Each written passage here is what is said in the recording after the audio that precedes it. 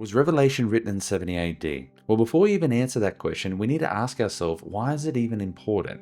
Well, the reason it is because new religions and new denominations of Christianity have been created based on false interpretations. When you can scare people that the end of the world is around the corner, people get beated into submission. They will do what they are told. You can control them, you can manipulate them in doing whatever you want, and that's what a cult leader does.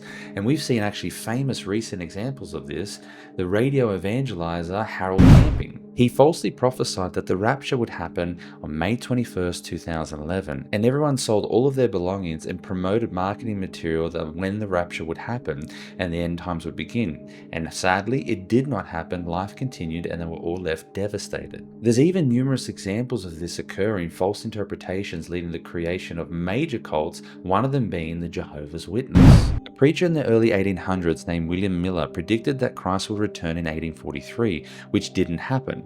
This led to people being greatly disappointed and formed groups such as the Adventist movement. Charles Taze Russell was influenced by Adventist ideas about end times and started a Bible studying group which became Jehovah's Witness. And in the 1870s, he predicted that Christ would return in 1914, which did not happen. Joseph Smith, the famous Mormon prophet, made an end times prophecy in 1835 that within 56 years, Christ would return, and that did not happen. Whilst in Brazil, where I'm making this video right here, I've encountered something I haven't heard of before, which was Brahmanism.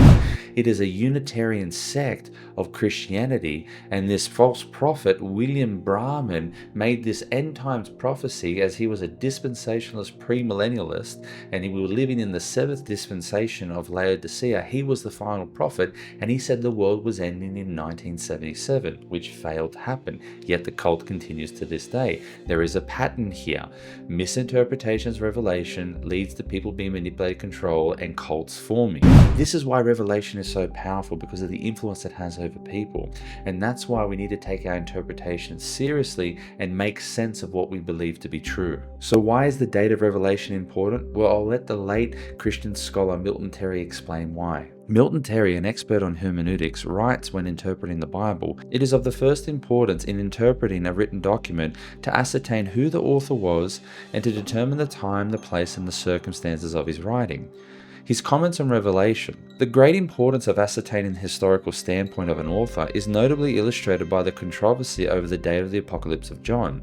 If that prophetic book was written before the destruction of Jerusalem, a number of its particular allusions must most naturally be understood as referring to the city and its fall. If, however, it was written at the end of the reign of Domitian, about 96 AD, as many have believed, another system of interpretation is necessary to explain the historical allusions. John constantly draws from the Old Testament. He does this for a specific purpose because he's warning of something that's about to happen, something soon to take place.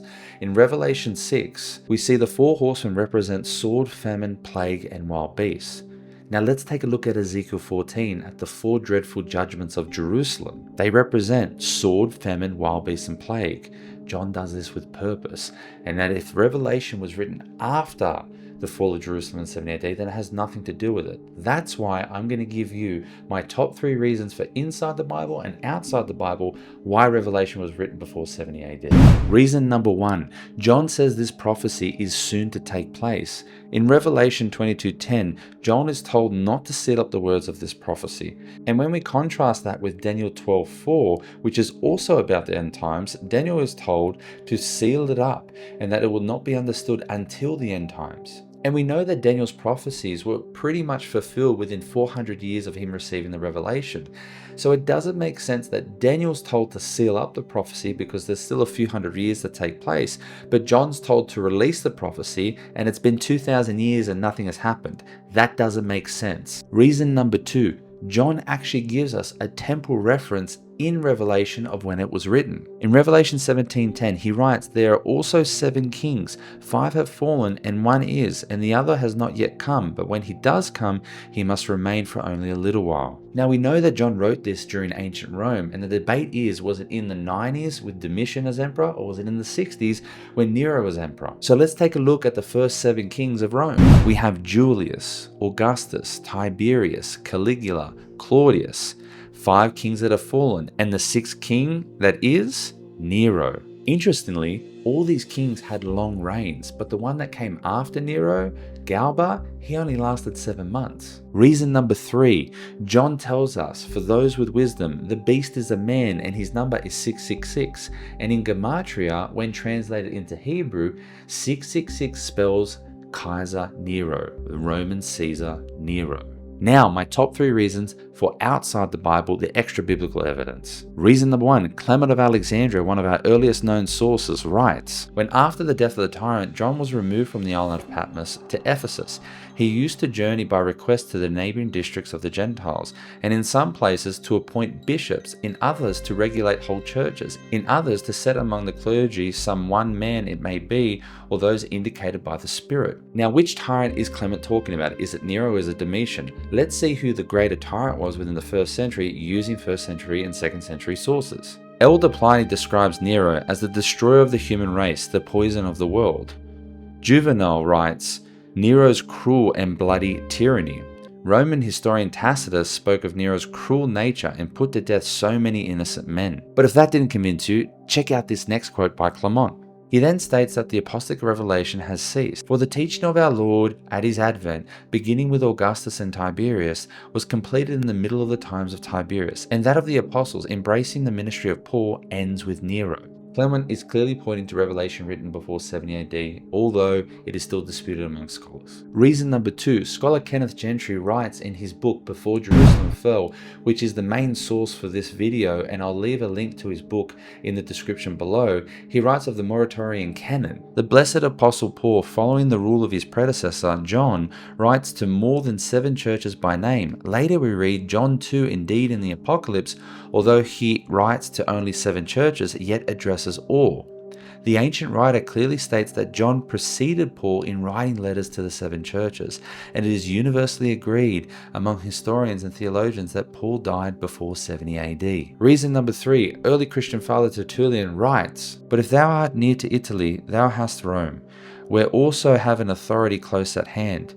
What an unhappy church is that, on which the apostles poured out all their doctrine with their blood, where Peter had a like passion with the Lord, where Paul hath for his crown the same death with John, where the apostle John was plunged into a boiling oil and suffered nothing, and afterwards banished to an island. Peter and Paul were killed around 64 AD, and Tertullian writes that John was dipped into a pot of oil, and then, as he couldn't be killed, was exiled to Patmos as a contemporaneous event. He's not separating 30 years between the event. So those are my 3 top reasons for inside and outside the Bible.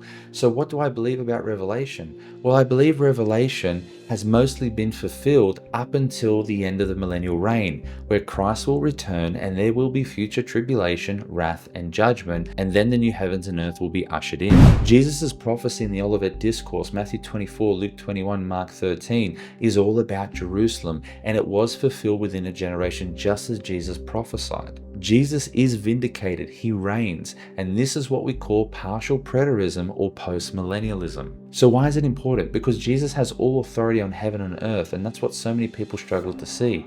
Jesus reigns, and in the midst of his enemies, they are being conquered. So why is that important? Because Jesus has all authority on heaven and earth now, and he is still conquering in the midst of his enemies. And yes, he'll come back to judge the world, but no one actually knows the hour, nor should you care, because we have faith in the story that has been written. We have faith as to how the story ends. Jesus reigns, and he will come back and he will judge the nations. But until such time that happens, rejoice, because the king is on the throne, and the king has already conquered death, and death and Hades will be thrown into hell, and victory will be held in Jesus' hand.